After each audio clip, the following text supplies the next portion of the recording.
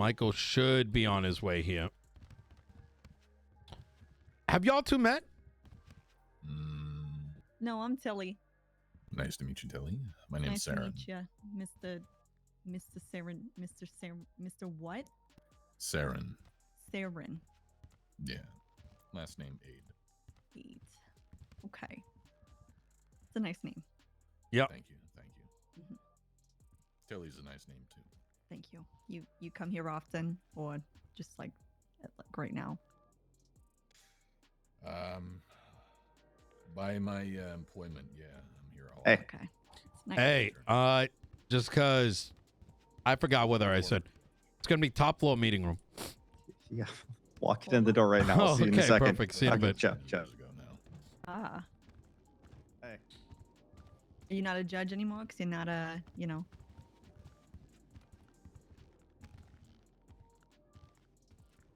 Aren't you a judge anymore? Retired. Yep. All right. It was a lot. I Mhm. was also really the only judge for shift 3 at the time, so. Okay. So But here I am again, back in the legal system. yep. Yep. It's depressing. I mean, we've made a lot of movement this last week, believe it or not, Tilly. And it's been exciting, to say the least. A couple things. This is Michael right here, Sera Nade. Have y'all two met? Briefly, yeah. Yeah, in passing we did. Okay. But good to meet you again. You know, He was a little more he was formally this. Nino, is it okay if I post a picture of you holding a gun, or are you gonna get in trouble for that? I wouldn't do that. Yeah. Yeah, It's if you gonna- have to ask, it's usually Well, a bad it says idea. it. Okay, but it's not like I sent you it. Look what I sent you. Let me take a look. Let me see.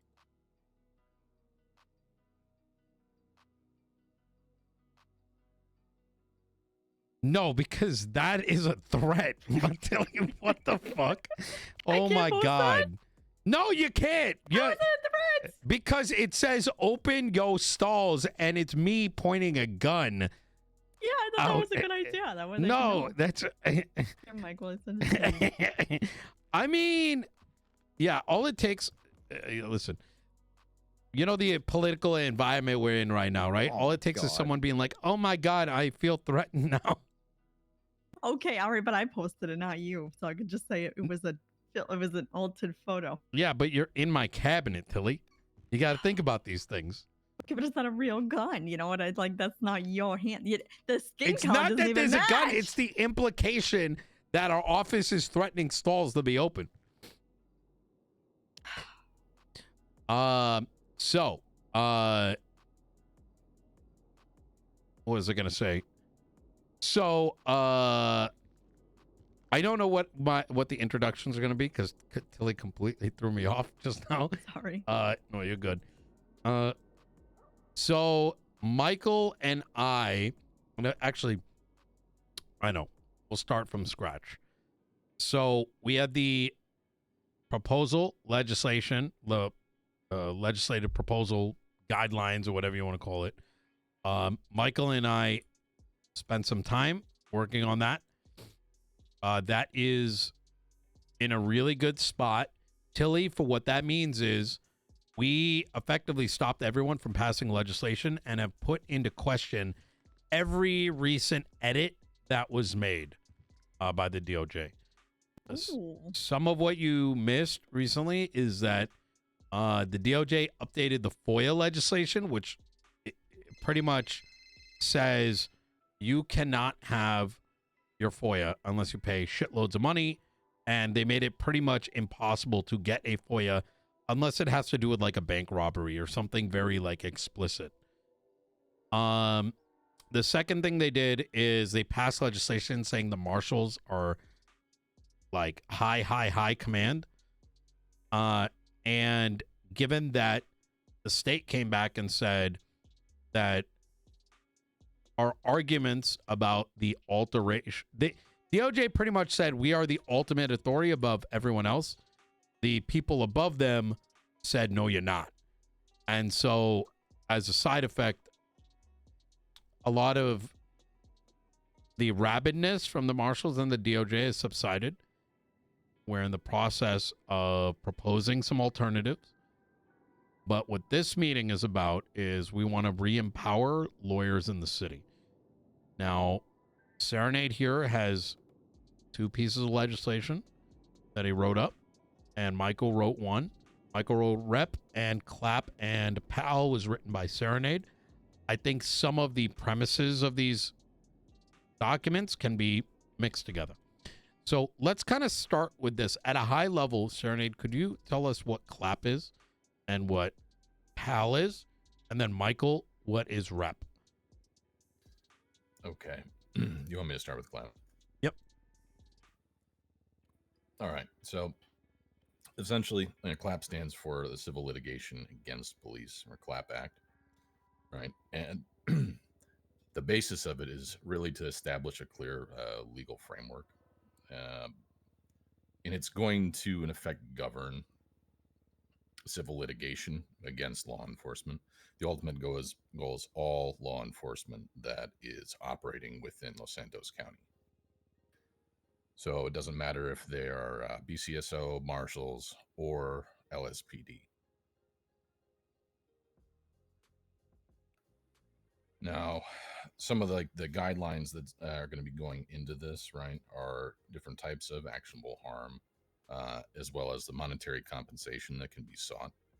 So it's going to aim to establish minimums and as well as maximums for what individuals can seek in civil litigation against police. Now, one of the other goals of this is also to make it a self-working document, in that it won't require a legislative audit to adjust the minimums and maximums based on the current climate. Now, ultimately, right, the goal is accountability here.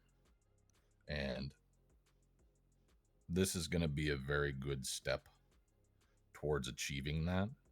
And I do think that the people of Los Santos, and really the state as a whole, are going to benefit a lot from it. It's also going to cause a little bit more transparency just in its effect. Mm-hmm. Now, we had discussed, Mr. Chavez and I, a time frame for rolling this out. We're going to try and push it faster than what I originally wrote in there, but I'm going to write in a clause. I have yet to edit it, by the way. I do apologize about that. Just been a little bit busy. So we want this to go live very quickly. Get this going and begin to see a little bit more of accountability towards the police very soon. Am I missing anything out of there, or is that no? That sounds about right. So like, think about it, Tilly. Let's say you didn't have a means by which to get justice with your case.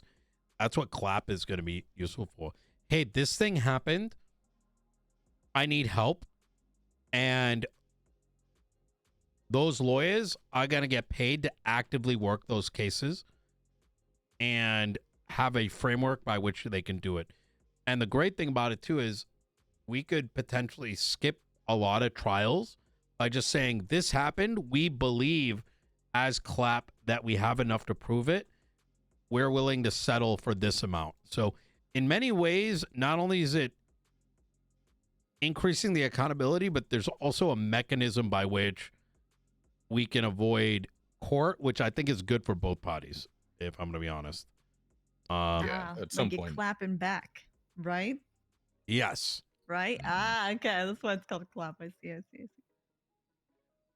Yep. Yeah. So to a point, right, there could be a great influx of civil cases against the police. So having that avenue to settle many of it out of court is definitely going to be a pretty big boon. It's not going to clog up the docket as much, and still be able to see reasonable accountability and justice for those who are harmed. So yeah. Okay. And then you That's nice. and PAL.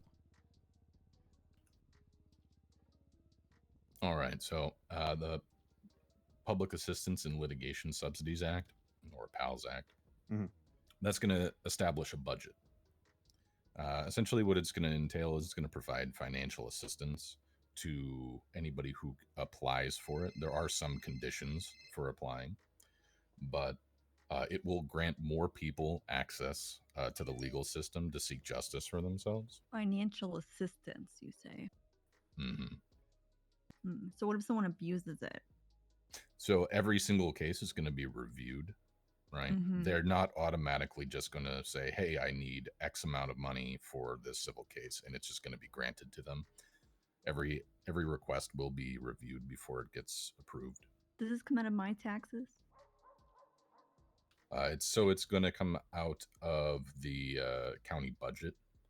Right now, we have a target of 1% of the county's budget is going to be allocated for this, and I believe as of the last time we talked, it was around 2.1 million. Yep.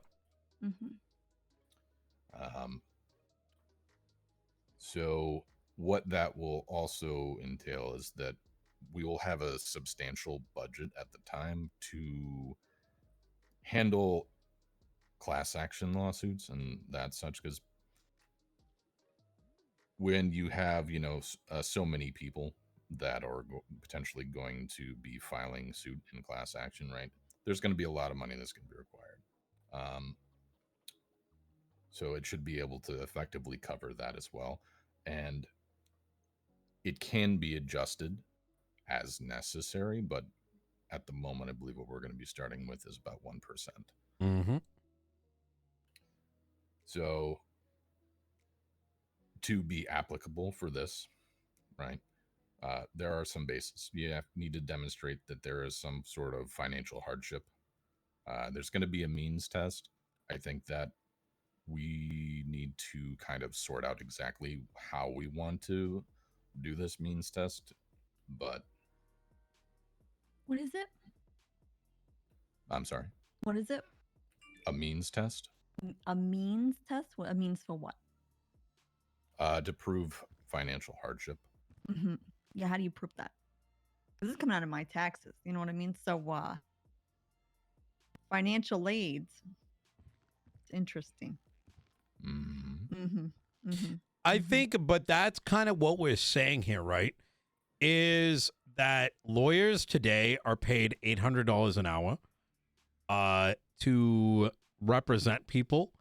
And we're effectively saying as a county, we want more money to go into the hands of lawyers. So they are encouraged to take on cases, and that hopefully that will lift a lot of the burden. So Yeah. So I think that they need to prove that they're poor. Well, that's what the means test is about. Yeah. Yeah. I think you should make them panhandle. But it's a mix of things too, right? I personally am not concerned if people can afford it or not. And because the reality of the matter is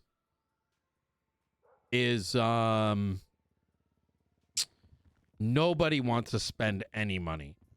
Yeah. You're about to see Hydra defend themselves, and God knows how much money they're actually going to pay Robin.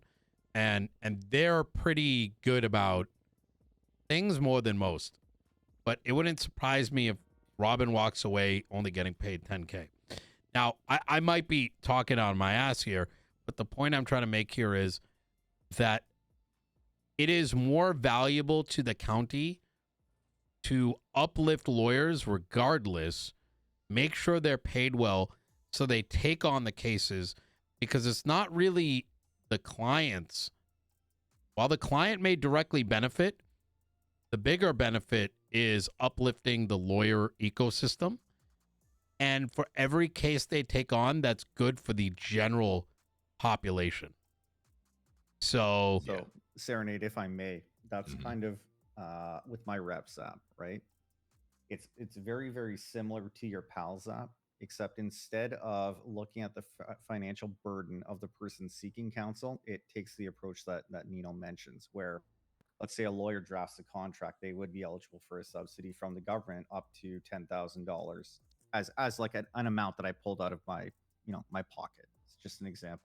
In addition to whatever wage they claim, thereby encouraging more lawyers to take on the job because they can generate a livelihood with it, right? I think that's where you and I have just taken a different approach to kind of accomplish the same thing. Yeah, no, I can see that. What if they have to submit a video proving that they're poor? Like a video of their bank account, because I feel like that would be a constitutional You have to remember, violation. Tilly does not like poor people. That's where this is coming from. Oh, this is like a Yeah. okay, yeah. Yeah, you I know, see. they think they deserve less rights than others, so maybe they should have to do like a video or something. Yeah. Her family managed to get out of Blaine County, and a lot of this is like her. Okay, we can't keep that rumor up. We can't keep saying that my Your family, mother's from Blaine County. No, I mean, she's not. No, she's not. And so what you're seeing here is like a coping mechanism, and her, like,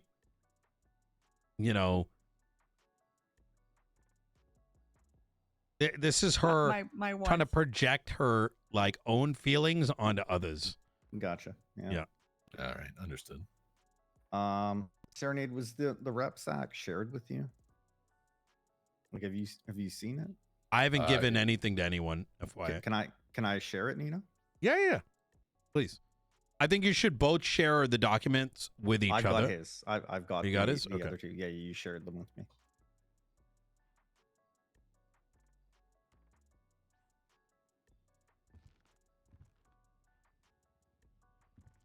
All right, there we go. I'll figure this shit out right now. I believe in you. And I would even argue, I wrote this after coming back from vacation. I feel like I overcooked on it. I would argue that even mine is too complex. I absolutely think, yeah, and it's better to leave it kind of as a relative blank check. Yeah. Because the legislation is appropriating the funds. I don't think our legislation needs too many gates. Yeah. And that is because the sitting mayor and the appointed members of this committee should be able to move fluidly. So in the event where, like, when it goes into legislation, you're sort of held to making sure that, like, for example, the 10,000 number, right? Yeah. If you say $10,000, then a case comes by where you think it deserves 20 and you've already And you gated can't do it. yourself. Yeah. Whereas if instead where the documentation simply stating that, hey, like, look at the event legislation as an example. We say, hey, just submit how much you need and what the reasons are. And then internally, we're making a determination what the appropriate amount is. And I think with the rep and PAL, I personally think both, while they have some good principles written in them. Number one, I think we're already agreeing that they should be merged, right? Some of the concepts. Yeah. But I'm also going as far as saying that I think you should remove some of the gates in there. And that would open up me as a mayor saying, look, we're spending too much on this. We got to roll back and dial our numbers back. And the same time, you guys get, like, the lawyers can say, here's our budgeting, right? Those, I think, are all internal conversations. And the only thing that we should be opening up is, hey, you can budget out cash as the mayor towards lawyers. You know, I do think that's fair and it's a good idea. I mean, I can recall many a case where, you know, I put probably at least 20 to 40 and sometimes upwards of 60 hours of pen to paper, so to speak, into a certain case. Yes. Right.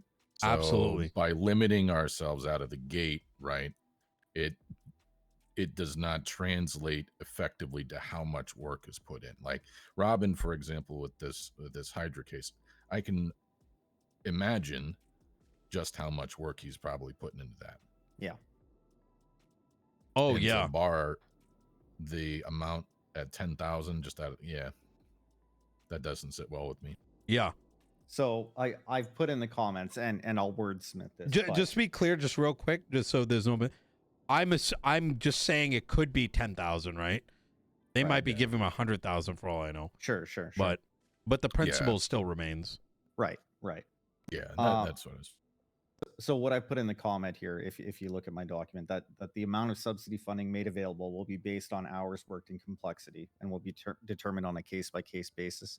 That gives the mayor's office more flexibility, but it also puts some level of burden on the lawyer to say, I worked this many hours, and make a case for why they should get whatever they're asking for. And even then, they can ask for $1 billion. Nino can look at it and say, no, I'm giving you $15,000, and that's that. Yep. But by simplifying that language, it gives him that flexibility. Yeah. You get what I mean? And the way that I'd imagine it work is very similar to MOPEC today, where we can't really estimate the running cost. And what should happen is we'd probably want some bank account. We dump in like $1 million, and then we let the CLAP organization, for example, do their internal budgeting. Let's set the amounts to this amount. Like, we sit down, we're like, let's go with these numbers, and then we see how much we can afford and readjust on like a monthly basis, right? Yeah. Because ultimately the way I look at it is the less gates, the easier it is to manage the funding. Right. Yeah, I'm in agreement. Yeah. So, Sera Nade, you have two pieces of legislation you're cooking on here. If I just turn mine over to you to incorporate as you see fit, like, are you fine with that? Yeah. I don't want to step on your toes, right? I mean, I am absolutely in favor of working, in a partnership on it. That is, totally fine. Sure. I think for me in my thought process, other ideas and just other people seeing it really does help me kind of zero in on what I'm working on. So Yes. So why don't you take it, get to a checkpoint, and send me an email. Say, hey, do you mind taking a look at this? I'll add in my feedback, and you can kind of go from there if that works for you. All right, that sounds good. Perfect. I will endeavor to have it ready sooner rather than later. Sure. I love this. I don't think there's anything else we got to talk about then. I think this is good. This is going to give enough time for Michael to review it, for you to make the PAL changes. Michael, please take a look at CLAP as well. I think CLAP is in a really good spot. And then we keep the momentum. We have runway right now because right now no legislation can pass anyways. So we have enough time to make sure this gets done right. Now, one thing I do want to bring up, and this is an open sort of thing. I want the county to branch off effectively a new bar association. Should CLAP be that? I think CLAP should actually be that vehicle. And my argument is as follows.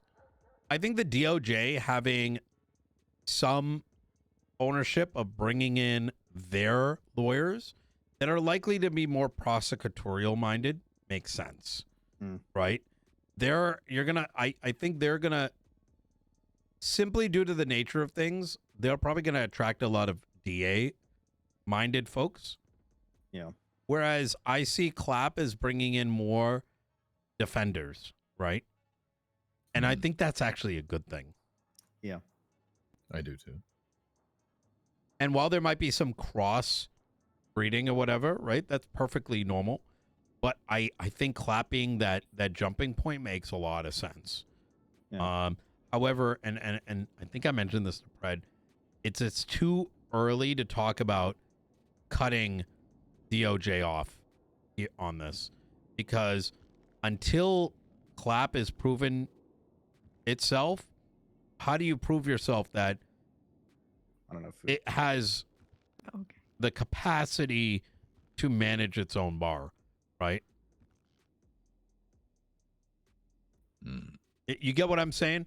Because if I was the state, I'd be like, why would we risk separating lawyers from the DOJ? What if Sera Nade, Robin, etc. decide to stop showing up tomorrow? Then the entire lawyer shit is gone. You know, you get what I'm saying? What I'm saying? Mm. Like, Tilly? Yeah, I do. Mm-hmm. Oh my God. Hold on.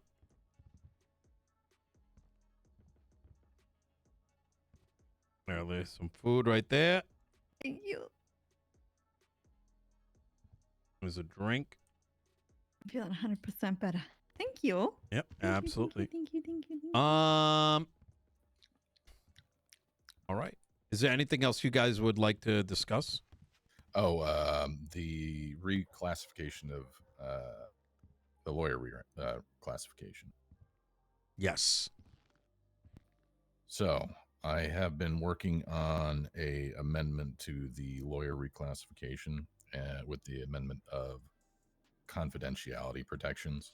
Ooh. Okay. So Where's it classified today? it should be in. If you just search lawyer, you'll pop up. Oh, okay. So they added this, right, to give some definition in terms of, like, you know, government employees, their exact status, right? Now, this is a very bare bones piece of legislation. And if you look, right, there's no protections that are really and truly outlined here. It only really just reclassifies them as government employees while performing certain duties. So the main focus of this is that I want to further expand on the definition of a lawyer and paralegal, as well as provide some protections for them. And I think this does align kind of what you want to do with the Bar Association. Because as far as I am aware right now, I could go down to City Hall and a judge can tell me your bar license is gone. Yes. So I have not particularly written that What's that part noise? into this. Sounds like a Ship. yeah. What the fuck? But here, I'll read this off. So a lawyer, also known as an attorney or counsel, is a person who practices law and represents clients in legal matters. A lawyer must be recognized as a bar certified individual. That's still the same. Lawyers maintain the right to confidentiality in all communications with their clients, regardless of their classification as a government employee. That helps to alleviate a loophole of, well, you're a government employee, yada, yada. You know what I mean? I can see somebody trying to make that argument. Well, you're a government employee, so... Anyways, so lawyers maintain the right to confidentiality in all communications with their clients, regardless. Oh, I just said that. Paralegals. A paralegal assists lawyers in their legal work, but is not authorized to practice law independently. Paralegals, while bound to confidentiality in their legal work, operate under the umbrella of attorney-client privilege held by the supervising lawyer. Paralegals may not independently invoke attorney-client privilege, but are required to ensure confidentiality of communications in support of the attorney's representation. Now, what this, I believe this will help with, is that we want to bring paralegals in under attorneys. It's going to help their growth. They're going to learn more and quicker, but it also will provide them some protections in terms of confidentiality because they are working under a bar certified attorney. Now, the on-duty status part, lawyers and paralegals will be classified as government employees when they are A, providing legal services to include public defendant and prosecution, specifically on behalf of the government within City Hall, police station, or any other designated government facility. 2, occupies an appointed role within a government body or facility and is acting in that capacity. Say a lawyer that is currently hired by City Hall, right? In your cabinet. Now we get to the confidentiality protections. So any communication between lawyers, their paralegals, and their clients remains privileged and protected under the law, even when acting in the capacity of government employees. 2, government employees' status shall not be construed as a waiver of attorney-client privilege or any other confidentiality protections provided by law. And 3, no government employee, officer, or agency may compel a lawyer or paralegal to disclose confidential client communications. So I know that this has happened in the past, and that's why I want to definitely include paralegals in this, that a paralegal has been brought into interrogation and interrogated about confidential information, and they were able to do so legally because they are not protected. I want to put a stop to that. It is a sneaky little loophole. I think this is fantastic, and this stems off the conversation we had before. I would even consider, if you look at Pred's docket case,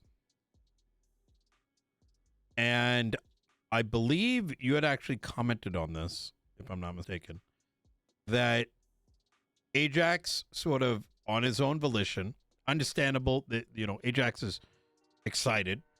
He responds to the docket, which traditionally is frowned upon, however, is not legislated upon. Correct. There was a comment made by Justice Hollow that, as far as he was aware, there was a quote-unquote process for this. I don't think Hollow... I think he made that up. I could be wrong, but I don't think a process exists. At least not one in legislation. Can you help direct me to where this is?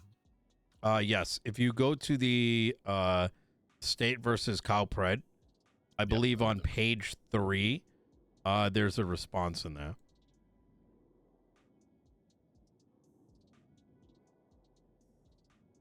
So I think Hollow may have been basing his statement based on some back in the day beliefs, which I would argue tells me that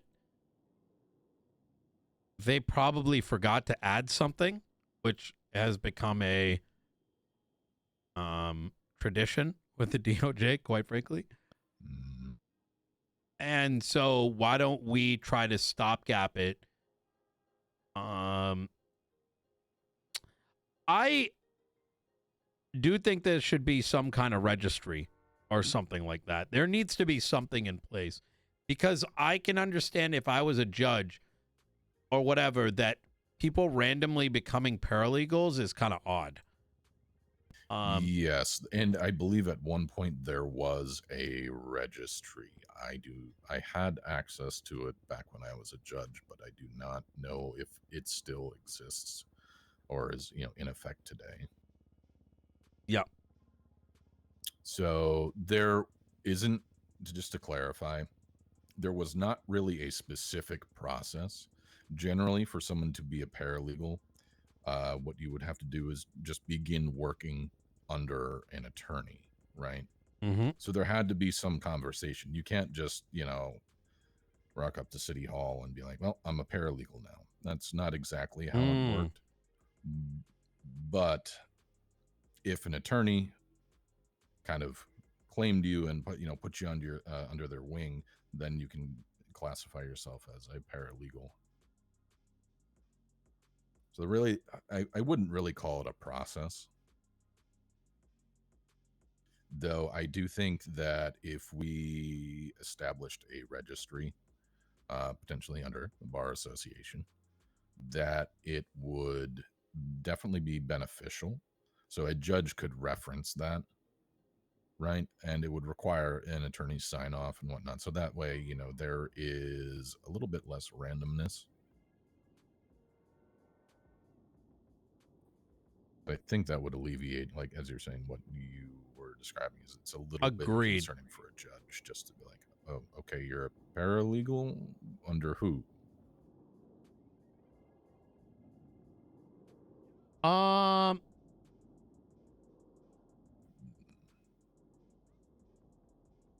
Yeah, I feel like you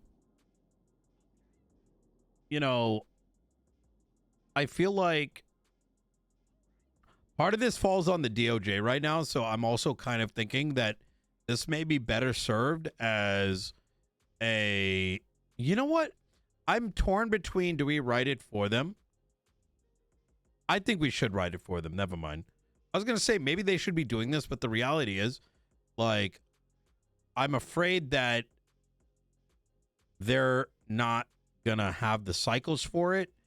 And so instead, if we have something and they're like, this is out of your purview, and we strongly believe in it, we can always compel them to add it or say, and given that we have this documentation, we've already done the work, they have no reason not to add it.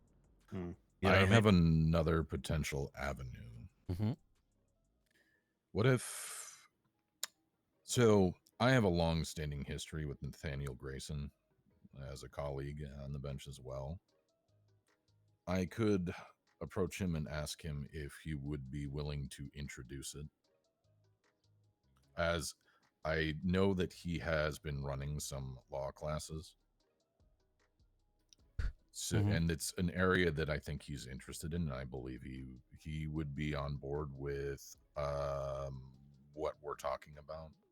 Maybe not necessarily so much the protections and whatnot. I'm not so sure about that. But in terms of having like a registry or anything like that, he can at least maybe provide feedback from a sitting judge at least.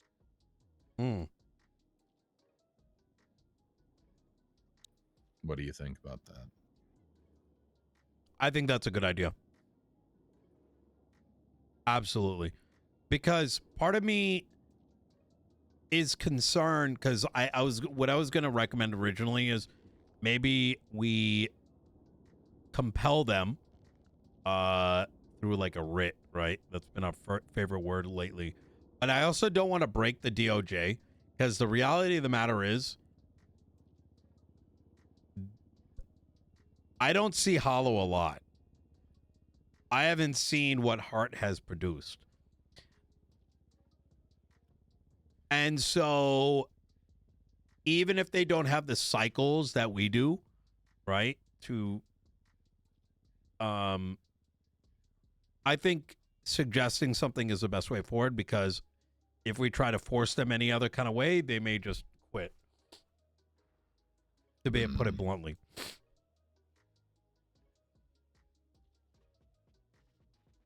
That is a possibility. Yeah.